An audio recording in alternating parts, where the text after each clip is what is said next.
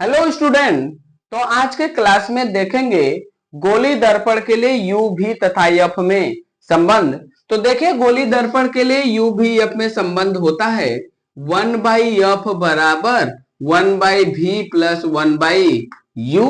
ठीक है, जहां पर एफ क्या है फोकस दूरी, भी क्या है दर्पण से प्रतिबिंब की दूरी और यू क्या होता है दर्पण से वस्तु की दूरी।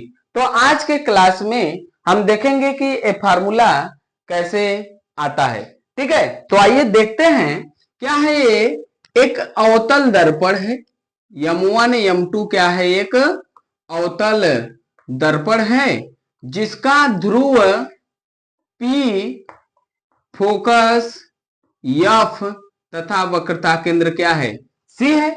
अब इस दर्पण के मुख्य अक्ष के लंबवत एक वस्तु रखी है क्या ए बी। अब देखिए वस्तु के शीर्ष ए से एक प्रकाश किरण जाती है ए आर, जो कि क्या होती है मुख्य अक्ष के समांतर। और ध्यान से देखिए ये मुख्य अक्ष के समांतर चलने वाली प्रकाश किरण ए आर दर्पण के बिंदु आर से टकराती है और परावर्तित होकर फोकस से निकल जाती है। एक दूसरी प्रकाश किरण है जो बिंदु ए से चलती है वक्रता केंद्र से होते हुए तथा दर्पण के बिंदु यस से टकराती है। अब हमको पता है कि जो प्रकाश किरण वक्रता केंद्र से जाती है उसी मार्ग पे क्या हो जाती है वापस लौट जाती है।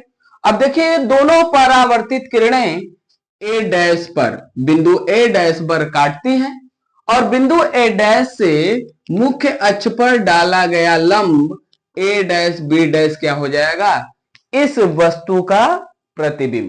ठीक है, अब आइए देखते हैं त्रिभुज ए बी सी तथा ए डैश बी डैश सी में ए कोण इस कोण के बराबर होगा।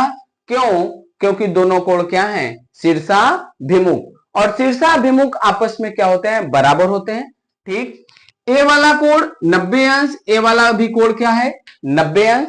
और ध्यान रखिए कि किसी भी दो त्रिभुज के यदि दो कोण आपस में बराबर होते हैं तो तीसरा कोण भी आपस में क्या होगा बराबर होता है। तो ध्यान से देखिए त्रिभुज ए बी सी तथा ए डैश बी डैश सी के तीनों कोण आपस में बराबर हैं। तो ऐसे दो त्रिभुज जिनका तीनों कोण आपस में बराबर होता है तो उस त्रिभुज को कहते हैं समरूप त्रिभुज। और समरूप त्रिभुज में हमको पता है कि उनके लंब का अनुपात आधार के अनुपात के बराबर होता है तथा कर्ण के अनुपात के क्या होता है बराबर होता है। ठीक है, तो आइए देखते हैं आगे। इसमें लिखेंगे क्या चित्र से त्रिभुज ए बी सी तथा त्रिभुज ए डैश बी डैश सी कौन त्रिभुज है समरूप त्रिभुज हैं। ठीक है, अब क्या हो जाएगा जब समरूप त्रिभुज हैं तो अतः यहां से हम लिख सकते हैं ए बी बटे A dash B dash. A B क्या है इसका लंब है और ए डैश बी डैश क्या है इसका लंब है।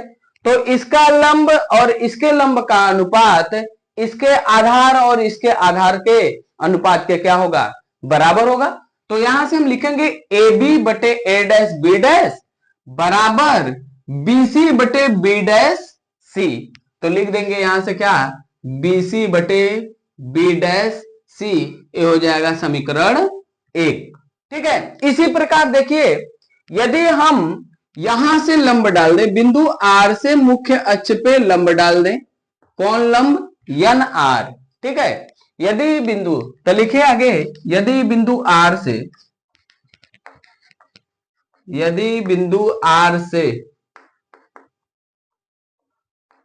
मुख्य अक्ष पर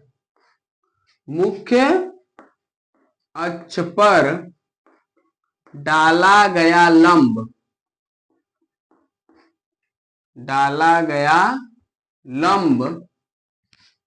यन आर हो तो त्रिभुज ए डैश बी डैश त्रिभुज यौन आर एफ तथा त्रिभुज ए डैश बी डैश सी क्या होंगे? समरूप त्रिभुज, समरूप त्रिभुज होंगे। ठीक है, तो देख लीजिए, जब यहां से हम लंब डाल देंगे बिंदु आर से मुख्य अक्ष पे यन आर, तो त्रिभुज यन आर एफ तथा ए डैश बी डैश एफ भी क्या होंगे? समरूप त्रिभुज। देखिए कैसे, ये दोनों कोण आपस में बराबर होंगे शीर्षाभिमुख से, एक कोण 90 अंश, एक कोण 90 अंश। जब किसी भी त्रिभुज के दो कोण आपस में बराबर होंगे तो तीसरा कोण भी आपस में बराबर हो जाएगा। तो किसी भी दो त्रिभुज के यदि तीनों कोण आपस में बराबर होते हैं तो उस त्रिभुज को कहते हैं समरूप त्रिभुज।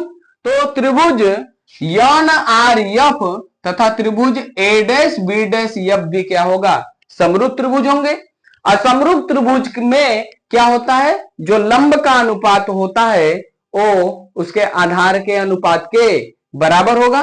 तो यहां से हम लिख देंगे क्या? यन आर बटे ए डैश बी डैश बराबर यन एफ बटे बी डैश एफ। अब ध्यान से देखिए, यहां से अब चित्र से ध्यान दीजिएगा कि जो यन आर है वो ए बी के बराबर है, तो हम यन आर की जगह पे क्या लिख सकते हैं? ए बी लिख सकते हैं। तो लिखेंगे चित्र से यन आर बराबर ए बी, तो यन आर की जगह हम लिख सकते हैं ए बी बटे ए डैश बी डैश बराबर एन एफ बटे बी डैश एफ। अब ध्यान दीजिए, यहां पर हमको एक अप्रॉक्सीमेशन लेना होगा। अप्रॉक्सीमेशन क्या लेना होगा? कि यदि दर्पण का द्वारक बहुत छोटा हो। क्यों अप्रॉक्सीमेशन लेना है? क्योंकि ये जो फार्मूला हम निकालेंगे वो केवल छोटे द्वारक के दर्पण के लिए वैलिड होता है। ठीक है, तो हम यहां से अप्रॉक्सीमेशन लेंगे कि यदि दर्पण का द्वारक बहुत छोटा हो। जब दर्पण का द्वारक बहुत छोटा होगा तो ध्यान दीजिए, बिंदु आर जो है वो बिंदु पी के समीप आ जाएगा, और जब बिंदु पी के समीप आ जाएगा आर, तो यन भी किसके समीप चला जाएगा? पी के समीप चला जाएगा। तो यहां से देखिए लिखेंगे, यदि दर्पण का द्वारक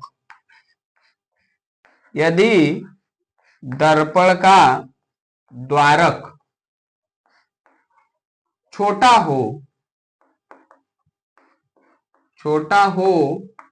तो बिंदु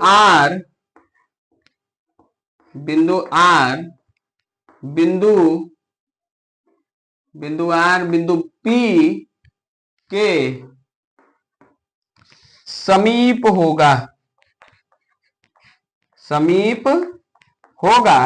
तो यहां से हम लिख सकते हैं, इसलिए जो एनएफ है वो पीएफ के बराबर हो जाएगा। तो यहां से हम लिख सकते हैं, इसलिए एनएफ लगभग पीएफ के क्या हो जाएगा? बराबर हो जाएगा। अब यहां से हम एनएफ की जगह लिख सकते हैं पीएफ, तो लिखेंगे ए बी बटे ए डैश बी डैश बराबर एनएफ की जगह हम लिख देंगे क्या? पीएफ बटे बी डैश एफ। ये हो जाएगा समीकरण 2। अब ध्यान दीजिए, समीकरण 1 व